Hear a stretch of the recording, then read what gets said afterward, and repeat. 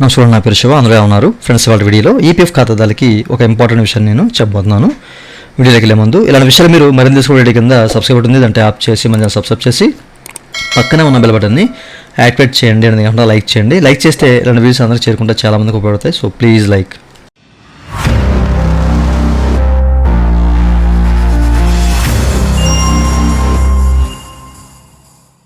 ఇక టాపిక్లోకి వెళ్ళే ముందు ఈపీఎఫ్ సంబంధించిన క్వైరీ సర్వీస్ కావాలంటే నేనైతే కాంటాక్ట్ అవ్వచ్చండి. సో నా వాట్సాప్ నెంబరు ఈ వీడియో కింద మీకు డిస్క్రిప్షన్ ప్రొవైడ్ చేసిన వాట్సాప్ ద్వారా మాత్రమే నేనైతే కాంటాక్ట్ అవ్వండి.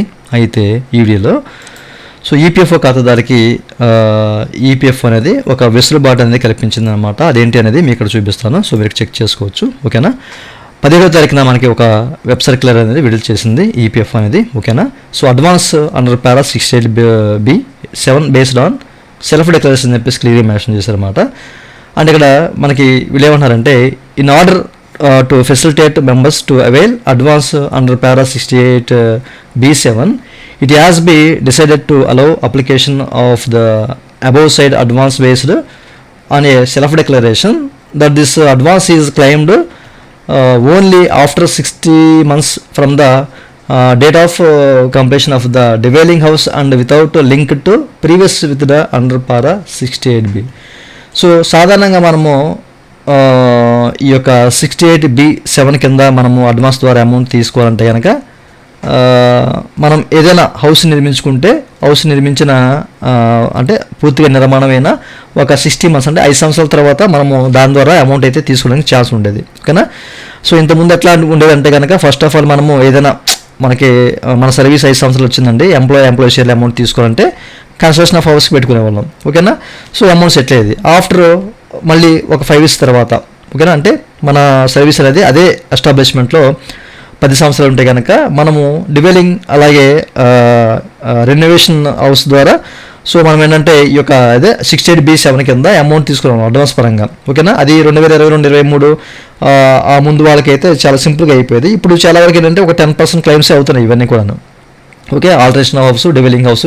సో ఈ ఆప్షన్ ద్వారా అంటే 68B7 కింద ఒక 10% క్లెయిమ్స్ అవుతున్నాయి. అన్నీ అవట్లా, అందరికీ అవ్వట్లేదు. అది కూడా ఇంకా చాలా తక్కువే. ఓకే. అయితే వీళ్ళు ఏమంటున్నారంటే ఇక్కడ వీళ్ళు క్లియర్గా మెన్షన్ చేశారన్నమాట. ఓకేనా. ఈ పారా ఏదైతే ఉందో 68B7 కింద, ఓకేనా, అడ్వాన్స్ సభ్యులకి ఇవ్వాలి అంటే దీన్ని సులభతరం చేయాలి అన్న ఉద్దేశంతో సో వీళ్ళు ఈ అప్డేట్ తీసుకొచ్చినట్టయితే వీళ్ళు క్లియర్గా చెప్తున్నారు అనమాట. ఎప్పుడైతే మీ హౌస్ కంప్లీట్ అయ్యి 60 months అవుతుందో, అంటే కంప్లీట్ అయిపోయి 5 సంవత్సరాలు దాటిపోతుందో, 5 సంవత్సరాలు లేదా అంతకంటే ఎక్కువ పీరియడ్ అవుతుందో, సో అప్పుడు మీరు ఈ 68B7 కింద సెల్ఫ్ డెక్లరేషన్ ద్వారా మీరు క్లెయిమ్ అనేది పెట్టుకోవచ్చు. సో దీనికి మేము అనుమతించడానికి సిద్ధంగా ఉన్నాము అన్నట్లయితే వీళ్ళు క్లియర్గా చెప్తున్నారు అనమాట. ఓకేనా. సో ఈ క్లెయిమ్స్ని అనుమతించాలని చెప్పేసి వీళ్ళైతే నిర్ణయించుకోవాలన్నమాట విత్ సెల్ఫ్ డెక్లరేషన్ అంటే ఏంటి, మీరు పిఎఫ్ ఆఫీస్కి వెళ్ళి ఫామ్ అయితే ఇవ్వాల్సిన అవసరం అయితే ఉంటుందన్నమాట. ఓకేనా. సో దీని ద్వారా ఎంతంత అమౌంట్ సెటిల్ అవుతుంది అనేది మీకు తర్వాత చెప్తాను. ఓకే. అయితే ప్రీవియస్లో మీరు ఏదైతే 68B పెట్టారనుకోండి, ఇంతకుముందు ఏంటి మనం ఒకసారి కన్స్ట్రక్షన్ ఆఫ్ హౌస్ ద్వారా మనం అమౌంట్ తీసుకుంటే ఇప్పుడైతే మనకు రావట్లా, అది వన్ టైమే. ఓకేనా. అలాగే మనం అడిషనల్స్, ఆల్టరేషన్ హౌస్ ఈ పారా పెట్టినా కానివ్వండి, సో మనకి రావట్లా. ఎందుకంటే మీరు ఆల్రెడీ తీసేసుకున్నారనో లేకపోతే మీకు సర్వీస్ లేదనో ఇట్లా సంథింగ్ రీజన్స్ వల్ల క్లెయిమ్ అనేది రిజెక్ట్ అయిపోతుంది అనమాట. ఇన్ కేసు మీ సర్వీసు 5 సంవత్సరాలు పూర్తి కాలేదు, బట్ మీరైతే హౌస్ నిర్మించుకున్నారు. ఓకేనా. అంటే మీరు అంతకుముందే ఒక హౌస్ నిర్మించుకున్న తర్వాత ఒక 5 సంవత్సరాలు గడిచిపోయింది, మీరు జాయిన్ అయ్యి ఒక 3 years లేదా 2 years అయింది సర్వీసు, అయినా కానీ మీరు డివెలింగ్ అలాగే ఆల్టరేషన్ హౌస్ ద్వారా అమౌంట్ అయితే తీసుకోవచ్చు. ఈ యొక్క 68B7 కింద అది కూడా సెల్ఫ్ డెక్లరేషన్ ఇచ్చి, అంటే మేము ఇట్లాగా పలానా ఇయర్లో హౌస్ కట్టుకున్నాము, ఆ ఇయర్ నుంచి ఈ ఇయర్కి 5 సంవత్సరాలు అయింది అని చెప్పేసి మీరు సెల్ఫ్ డెక్లరేషన్ వాళ్ళకి చూపించాలి, పిఎఫ్ ఆఫీస్ వాళ్ళకి. అలా చూపిస్తే మీరు ఈ పారా ద్వారా మీకు 5 సంవత్సరాల సర్వీస్ ఉన్నా లేకపోయినా తీసుకోవచ్చు. లెక్క ప్రకారం మీకు సర్వీస్ ఉండదండి. ఓకేనా.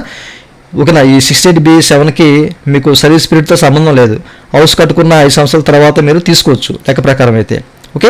అయితే ఇప్పుడు సెల్ఫ్ డెక్లరేషన్ ద్వారా వీడైతే అనుమతి అయితే ఇస్తున్నారు. సో మీరు ఎవరైనా తీసుకోవాలంటే కనుక మీరు పిఎఫ్ ఆఫీస్కి వెళ్ళి సో మీరు అప్లై చేసుకోవచ్చు ఇప్పుడైతే. అప్పుడు మనకి ప్రీవియస్ ఎట్లా ఉండేది మీకు ఇక్కడ చెక్ చేసుకోవచ్చు. ఓకేనా, రూల్స్ ఎలా ఉండేవి ప్రీవియస్, ఇవన్నీ కూడా ప్రీవియస్ రూల్స్ అనమాట, ఒకప్పుడు రూల్స్ అనమాట. ఓకేనా, సో ఏ క్లెయిమ్ పెట్టాలన్నా మనం ఏంటంటే డిక్లరేషన్ సబ్మిట్ చేయాల్సిన అవసరం అయితే ఉండేది. ఇక్కడ మన క్లియర్గా మెన్షన్ చేశారు డిక్లరేషన్ ఫామ్ ఫ్రమ్ మెంబర్ అని చెప్పేసి. ఓకేనా, డిక్లరేషన్ ఇవ్వాల్సిందే. బట్ ఇప్పుడు మనకు సులభతరం చేశారు కదా, ఏ డిక్లరేషన్ ఇవ్వవలసిన అనమాట, ఏ క్లెయిమ్ పెట్టినా కానివ్వండి. సో జస్ట్ మనము అడ్రస్ ఫిల్ చేసి ఒక పాస్బుక్ లేదా చెక్ లీఫ్ అప్లోడ్ చేసి ఇప్పుడు అది కూడా తీసేసారు అనుకోండి, ఇచ్చి మనము క్లెయిమ్స్ అనేవి పెట్టుకుంటున్నాం ఇప్పుడు. ఓకేనా, అట్లాంటి ప్రూఫ్ ఇవ్వాల్సిన అవసరం అయితే ఉండేది కదన్నమాట. ఇదంతా పాతది. ఓకేనా, డిక్లరేషన్ ఇచ్చి కానీ సో మనం పెట్టుకునేవాళ్ళం కాదనమాట. ఓకేనా, సో ఇల్నెస్ పెట్టాలన్నా కానివ్వండి మనం ఇక్కడ ఎంప్లాయర్ కానివ్వండి డాక్టర్ సిగ్నేచర్ ఉండే ఒక సర్టిఫికెట్ ఇస్తే కానీ అప్పుడు మనకి అయ్యేవి కాదు. ఓకే, సో అదే పాత పద్ధతిలో మనకి యొక్క 68B7 చూసారు ఇక్కడ, 68B7 ఇది ఏదైతే ఉందో, సో ఇది ఇప్పుడు సెల్ఫ్ డిక్లరేషన్ ద్వారా కూడా మీరు పిఎఫ్ ఆఫీస్కి వెళ్ళి క్లెయిమ్స్ అనేవి పెట్టుకోవచ్చు. దీని ద్వారా ఏంటంటే కనుక మనకి ఓన్లీ ఎంప్లాయీ షేర్ నుంచి అమౌంట్ వస్తుందండి, మీరు ఎంప్లాయర్ షేర్ నుంచి అయితే ఎక్స్పెక్ట్ చేయొద్దు. ఇక్కడ వీళ్ళు క్లియర్గా మెన్షన్ చేశారు 12 months basic wage and DA. ఓకేనా, మన బేసిక్ ఉంది కదండి, సో మన బేసిక్ వేజ్ అనేది ఒక 12 times అనేది సెటిల్ అవుతుంది అనమాట. ఇప్పుడు మనం ఇల్నెస్ పెట్టామంటే 6 times సెటిల్ అవుతుంది కదా, సో ఇది డబల్ సెటిల్ అవుతుంది అనమాట. ఓకేనా, సో అది కానీ లేకపోతే ఎంప్లాయీ షేర్ విత్ ఇంట్రెస్ట్ ఏదైతే ఉందో ఆ అమౌంట్ కానివ్వండి, లేదా మీరు ఖర్చు చేసిన కాస్ట్ ఏదైతే ఉందో, మీరు అంటే ఇంటి కోసం ఖర్చు చేసిన అమౌంట్ ఏదైతే ఉందో, సో వీటిలో ఏది తక్కువగా ఉంటే అది మీకు సెటిల్ అవుతుంది అనమాట. ఈ విషయాన్ని మీరు గమనించాలి. సో మన ఈపీఎఫ్ అకౌంట్లో ఒక 10 లక్షలు ఉండి 12 months బేసిక్తో చూసుకుంటే అది 5 లక్షలుగా ఉందనుకోండి, ఆ 5 లక్షలు మాత్రమే మనకు వస్తుంది. ఓకే, ఇది నేను ప్రత్యేకించి మీకు చెప్పక్కర్లేదు, మన ఛానల్ ఫాలో అయ్యే వాళ్ళకి ఇది తెలుస్తుంది. అయితే ఇప్పుడు ఈ 68B కింద సో మీరు మీకు 5 సంవత్సరాలు గడవకపోయినా, అంటే మీ సర్వీస్ 5 సంవత్సరాలు ఉండక్కర్లేదు, మీరు ఇల్లు కట్టుకున్న 5 సంవత్సరాల తర్వాత మీరు ఈ పారా ద్వారా అమౌంట్ తీసుకోవచ్చు విత్ సెల్ఫ్ డిక్లరేషన్తో. ఓకే, సో ప్రీవియస్ క్లైమ్స్తో కూడా ఈ 68B తో కూడా మీ సంబంధం లేదు. ఓకేనండి, ఈ విషయాన్ని మీరు గమనించాలి. ఓకే, సో ఇప్పుడైతే మనకి వీలైతే ఈ అప్డేట్ అయితే తీసుకొచ్చారు. ఒకవేళ ఇన్ కేసు మీరు పెట్టాలనుకుంటే కనుక కొంతమందికి ఏంటంటే ఇల్నెస్ ద్వారా అమౌంట్ తీసుకోవాలనుకుంటారు. సో అంటే ఎంప్లాయీ షేర్లో అమౌంట్ ఎక్కువే ఉంటుంది, బట్ బేసిక్ వేజ్గా చూస్తే కనుక ఇల్నెస్ అనే ఆప్షన్ తీసుకుంటే తక్కువ వస్తుంది. అలాంటప్పుడు ఏం చేస్తారంటే డబల్ రావాలంటే కనుక అప్పుడు మీరు ఈ 68B7ని యూజ్ చేసి సెల్ఫ్ డిక్లరేషన్ ఈపీఎఫ్ ఆఫీస్లో సబ్మిట్ చేస్తే మీకు అమౌంట్ ఎక్కువ వస్తుంది అనమాట. ఓకే, ఇది మీకు తెలియాలి అన్న ఉద్దేశంతో మాత్రమే నేను చెప్తున్నాను. ఓకే, ఇంకా ఏదైనా డౌట్స్ ఉంటే వీడియో కింద కామెంట్ చేయండి, నన్ను కాంటాక్ట్ అవుతే పెయిడ్ సర్వీస్ ఉంది.